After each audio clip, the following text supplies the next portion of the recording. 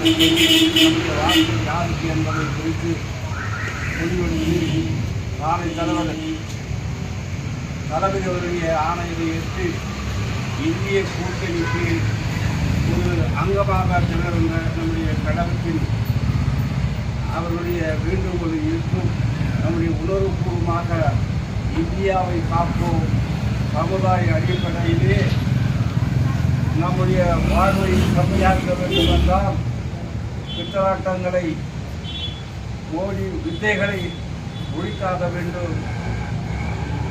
இந்திய கூட்டணி மலர வேண்டும் என்ற ஒரு குறிப்போடு இன்றைய திராவிட முன்னேற்றத்திற்காக நாமெல்லாம் செய்தியாளர்களுக்கு தெரிவித்துக் ஆகவே விடுபட்டு போன நம்முடைய உரிமைகளை பெற்றுத் சேர வேண்டும் என்றால் கழகத்தை கட்டி காக்கின்ற வகையில் நாம் இந்திய கூட்டணி வேட்பாளர் ரோதன் அவர்களை ஒரு வாரியான வாக்கு வித்தியாசத்தை வெற்றி பெற செய்ய வேண்டும் என்ற நேரத்தில் கேட்டுக்கொள்கிறேன். நன்றி, வணக்கம்.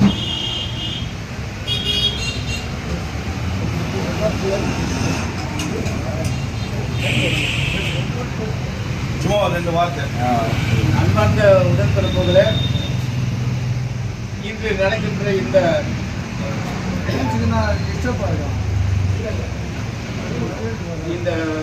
பிரஸ் மீட்டில் திராவிட முன்னேற்ற கழகம் சார்பாக எங்களுடைய கருத்தினை தெரிவிக்கின்ற வகையில் இந்த நாட்டுக்கு நிச்சயமாக ஒரு மாற்றம் தேவை. அந்த மாற்றம் வருகின்ற இந்தியாவை காக்கின்ற ஒரு மாற்றமாக இருக்க வேண்டும் என்கின்ற ஒரு நல்ல சிந்தனையிலே எங்களுடைய தலைவர் தளபதி மு.க. ஸ்டாலின் அவர்களுடைய ஆணையினை ஏற்று எங்களுடைய கழகத்தின் சார்பாக இங்கு வாழ்ந்து கொண்டிருக்கின்ற வியாபாரிகளும் இங்கு இருக்கின்ற தாய்மார்களும் பெரியவர்களும் அனைவருக்கும் தெரிவித்துக் கொள்வது என்ன என்று சொன்னால், இன்று நம்மை கசைக்கு பிரிந்து கொண்டிருக்கின்ற இந்த மோடி அரசாங்கத்தை வேரோடும் மண்ணோடும் அழிக்க வேண்டும் என்கின்ற ஒரே சிந்தனையோடு நாம் அனைவரும் நம்முடைய இந்திய கூட்டணியின் சார்பாக நிற்கின்ற வேட்பாளர் கே. கௌதம் அவர்களுக்கு நம்முடைய பொன்னான வாக்குகளை அளித்து அவரை மிக அதிகமான வித்தியாசத்திலே ஜெயிக்க வைத்து நாட்டின் தலைவிதியை மாற்ற வேண்டும், இந்திய நாடு ஒரு வல்லரசாக இருக்க வேண்டும் என்கின்ற ஒரு நல்ல சிந்தனையோடு எங்கள் தங்கவேல் திராவிட முன்னேற்ற கழகத்தின் சார்பாக எங்களுடைய முழு ஆதரவையும் தருகிறோம். அவர் வெற்றி பெற வாழ்த்துகிறோம். வாழ்க வாழ்க.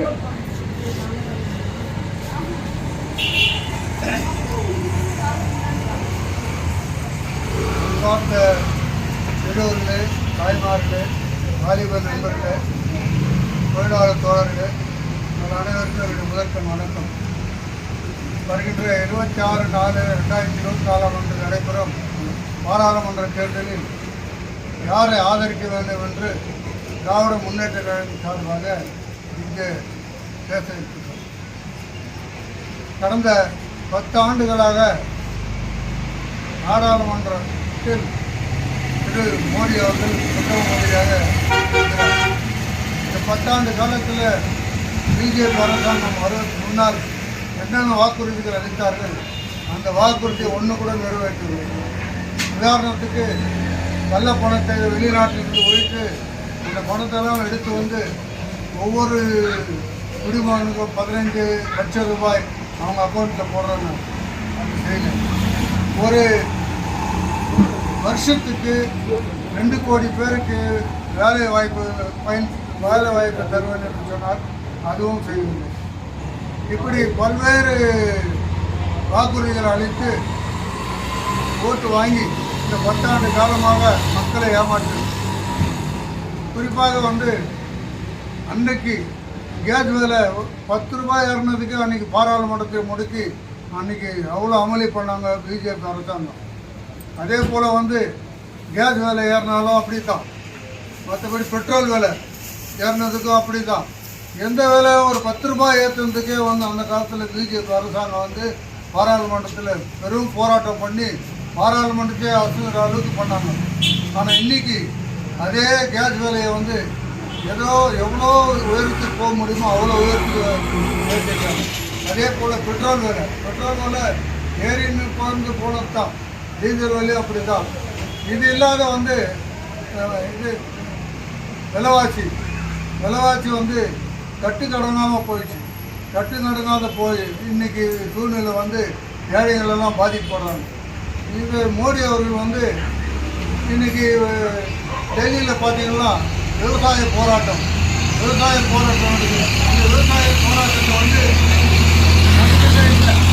அதை பற்றி அவங்க கண்டுக்கிட்டே இல்லை, காரணத்தில் இல்லை அவங்ககிட்ட. அதே போல் வந்து மணிப்பூர் கலவரத்துக்கும் அந்த கலவரத்துக்கு போய் கூட பார்க்கல, அவங்களை கூப்பிட்டு கூட பேசல. இப்படி தமிழ்நாட்டில் வந்து வெறும் வெள்ளம், ஒரு வருஷத்தில் பெய்யக்கூடிய மழை ஒரே நாளில் பெய்ஞ்சு பெரிய அழிவை சந்திச்சு தமிழ்நாடு அதை வந்து பார்க்கல. ஆனால் தேர்தலுக்கு மட்டும் பதிவு வேணுன்றதுக்கு மாத்திரம் அதே தமிழ்நாட்டுக்கு 8 முறை வந்து போகிறார் பிரைம் மினிஸ்டர் மோடி. பதவிக்கு 8 முறை வரக்கூடிய ஆள் அங்கே வந்து எத்தனையோ குடும்பங்கள் மழையில் வந்து அழிஞ்சாங்க. மழையில் எவ்வளோ ப்ராப்பர்ட்டி அழிஞ்சிச்சு. இதெல்லாம் கண்டுக்கிறது இல்லை. இதெல்லாம் பார்க்காத இருக்கக்கூடிய மோடி அரசாங்கத்தை வந்து நம்ம தமிழ்நாட்டில் வந்து கர்நாடகாவில் வந்து இருக்கக்கூடாது. இன்றைக்கி கர்நாடகா எடுத்துக்கணும்னா 2 பார்ட்டிங்க அலையன்ஸு. ஒன்று வந்து பிஜேபி, ஒன்று என்டிஏ. பிஜேபி வந்து பிஜேபி இயக்கிறது எந்த கட்சி, எந்த ஒரு இதுன்னு தெரியும். என்டிஏவில் வந்து இன்றைக்கி பிஜேபி ஜனதா தளத்துக்கு பேர் மதசார்பற்ற ஜனதா தளம். ஆனால் மதசார்பற்ற ஜனதா தளம் கூட்டணி வச்சுக்கிறது பிஜேபி கிட்ட. அந்த பிஜேபி பின்னணி என்னன்னு எல்லாருக்கும் தெரியும். ஆகவே மதசார்பற்ற ஜனதா தளம் பேர், ஆனால் கூட்டணி வந்து பிஜேபி கிட்ட. இப்படி ஒரு கொள்கை இல்லாத கூட்டணி இந்த கர்நாடக மாநிலத்தில் அமைச்சிருக்காங்க. ஆகவே அதெல்லாம் கொள்கை இல்லாத கூட்டணிக்கு நம்ம ஆதரவு கொடுக்கலாம். இந்தியானா நான் டெமோக்ராட்டிக் அது வந்து ஜனநாயகமாக இல்லை, சர்வாதிகாரம் தான் இந்தியாவில் தலைமை நடத்துறது பிஜேபி வந்து சர்வாதிகாரம் தான் நடத்திருக்கு. ஆகவே இதெல்லாம் நம்ம ஒழிக்கணும். இந்த விலைவாசி இன்னைக்கு கோல்டு விலை ஏறினேக்குது, நாளுக்கு நாள் ஏறினேக்குது. பெட்ரோல் விலை ஏறினே இலக்கியன்றதுனால ஓரளவுக்கு ஸ்டாண்ட் ஆகிக்குது. இல்லைன்னா இன்னும் ஏறினே இருக்கும். எல்லாம் அத்தியாவசிய பொருட்கள் மொத்தம் ஏறி இருக்குது. தொழிலாளிக்கு வந்து தொழிலாளிக்கு ஒரு பென்ஷனை வந்து மாற்றி கொடுக்கணும், அதாவது உயர்த்தி கொடுக்கணும்னு சொல்லி போராடினுக்கிறாங்க தொழிலாளிகள். ஆனால் அதை கண்டுக்கல. தொழிலாளிகளை அது மாதிரி கண்டுக்கிறது இல்லை, வேறு விவசாயிகளும் கண்டுக்கிறது இல்லை, யாரையுமே பிஜேபி அரசாங்கம் எதையுமே கண்டுக்கிறது இல்லை. ஆனால் தேர்தலில் மாத்திரம் வராங்க, ஓட்டு வாங்கி எப்படின்னா ஜெயிச்சிடணும். ஆகவே வந்து இந்த மாதிரி ஒரு இருக்கக்கூடிய அரசாங்கத்தை வந்து உழைச்சி ஜனநாயகம் காக்கக்கூடிய அரசு எங்களுடைய தலைவர் தமிழகத்தின் முதல்வர் தளபதி மு.க. ஸ்டாலின் அவர்கள் சொன்னபடி எல்லோருக்கும் என்ற தத்துவத்தின் அடிப்படையில் வந்து நாங்கள் திராவிட முன்னேற்ற கழகத்தின் சார்பாக எல்லோருக்கும் இருக்கணும். எல்லாமே எல்லா மதத்துக்கும் சொந்தமாக இருக்கணும். எல்லா பொருளும் எல்லாருக்கும் சொந்தம் இருக்கணும். மாடு அறுக்கக்கூடாது, மனுஷனை சாப்பிடக்கூடாது அப்படின்றதெல்லாம் ஒரு குறிப்பிட்ட ஒரு மதத்துக்கு இதில் வந்து இந்த கொள்கையை மாற்றி நம்ம எல்லாம் திராவிட முன்னேற்ற கழகம் சார்பாக கோலார் தமிழ் மக்களுக்கு ஒரு வேண்டுகணும். சர்வாதிகாரம் ஒழிஞ்சு ஜனநாயகம் தவிர்க்கணும். மீண்டும் இந்த மோடி அரசாங்கம் வந்து 23 தொழிற்சாலையை மூடிட்டாங்க. 23 தொழிற்சாலை மூடிட்டு எல்லாம் தனியார் மயம் கொடுத்தாச்சு. எல்லாம் ஹார்பர்லேருந்து, ஏர்போர்ட்லேருந்து, ட்ரெயின்லேருந்து மற்றது எது இருக்குது எல்லாத்தையும் தனியார் கொடுத்தாச்சு. இப்போ இருக்கிறது பொதுத்துறை நிறுவனத்தில் ஒன்றுமே இல்லை. ஆகவே வந்து இதெல்லாம் மீண்டும் வரணும், மீண்டும் தொழிற்சாலை அமையணும், மீண்டும் ஜனங்கள்லாம் சுபிட்சமாக வாழணும் அப்படின்னு சொன்னால் இன்றைக்கி வந்து இந்தியா கூட்டணி தான் இதுக்கு சரியான ஒரு தீர்வு. ஆகவே இந்தியா கூட்டணியை வந்து நம்மெல்லாம் ஆதரித்து கோலார் தங்கவேல் கோலார் மாவட்டத்தின் சார்பாக நிற்கக்கூடிய நம்முடைய இந்தியா கூட்டணி வேட்பாளர் திரு கேவி கௌதம் நம்பர் 1 கை சிம்பல் அவர்கள் வாக்களித்து பெருவாரியான வாக்குகள் அளித்து வெற்றி பெற செய்ய வேண்டும் என்று கேட்டுக்கொண்டு இத்துடன் என்னுடைய உரை முடியும். நன்றி.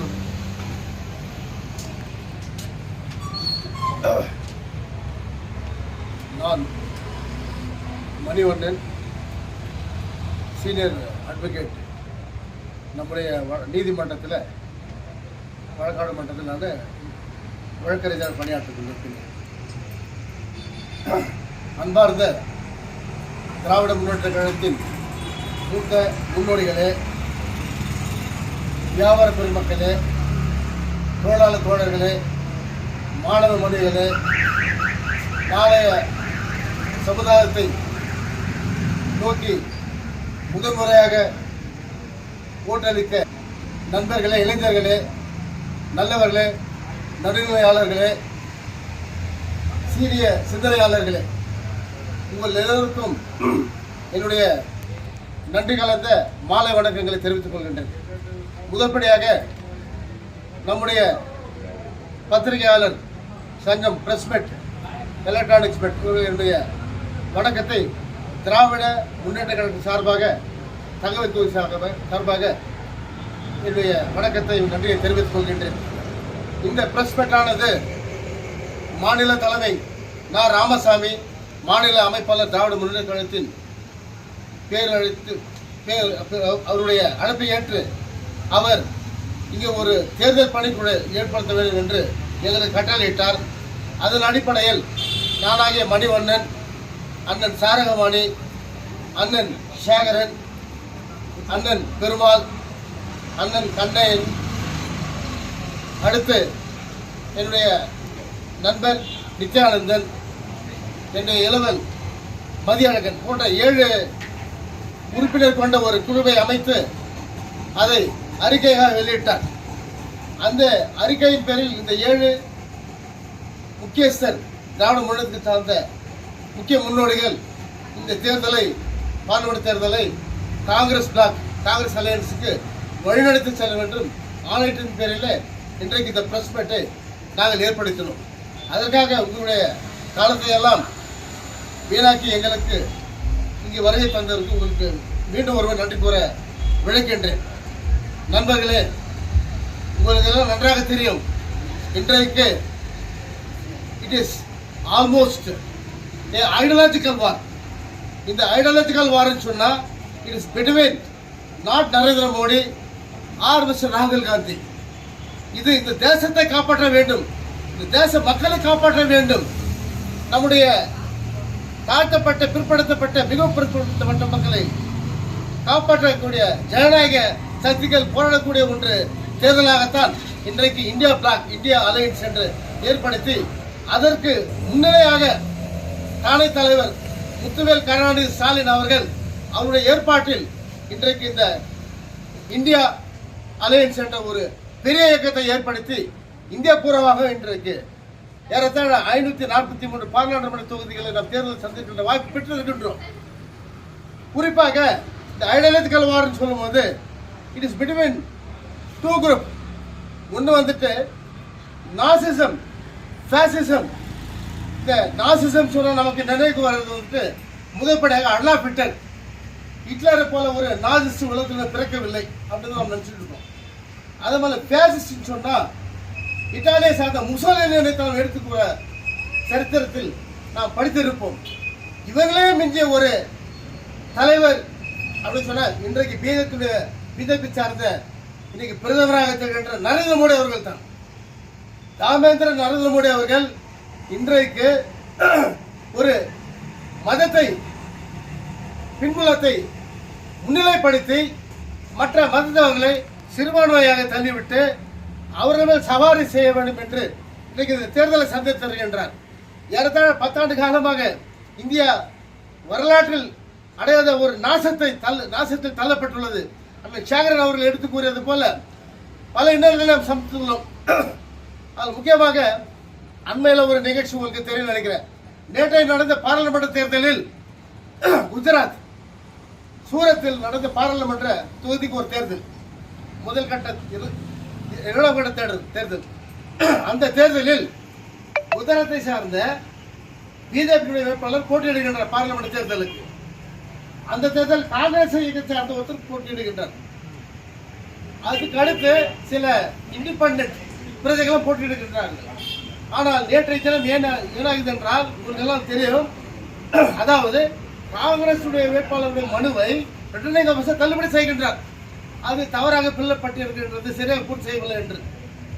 அதே போல் இந்த பிஜேபி வேட்பாளர் எல்லாரையும் இன்றைக்கு டெமோக்ராட்டிக் கண்ட்ரின்னு சொல்ற ஜனநாயக நாடுன்னு சொல்லிட்டு இந்த பிஜேபி ஆட்கள் கொல்லைப்புறத்தில் அவங்களெல்லாம் பயமுறுத்தி பணத்தை வாரி இறைத்து அவங்களெல்லாம் வந்துட்டு வித்ரா பண்ண வச்சுட்டு இன்றைக்கு ரிட்டர்னிங் ஆபீசர் குஜராத்தை சார்ந்தவன் குஜராத்தி அவனால் இன்றைக்கு யுனானிமஸாக பார்லிமெண்ட் தேர்தலுக்கு குஜராத்தை சார்ந்த பிஜேபி உறுப்பினர் எம்பியாக தேர்ந்தெடுக்கப்பட்டிருக்கின்றார். 543 தேர்தல் இருக்கின்ற ஒரு சூழ்நிலையில் ஏறத்தாழ 102 தேர்தல் முடிந்திருக்கின்றது.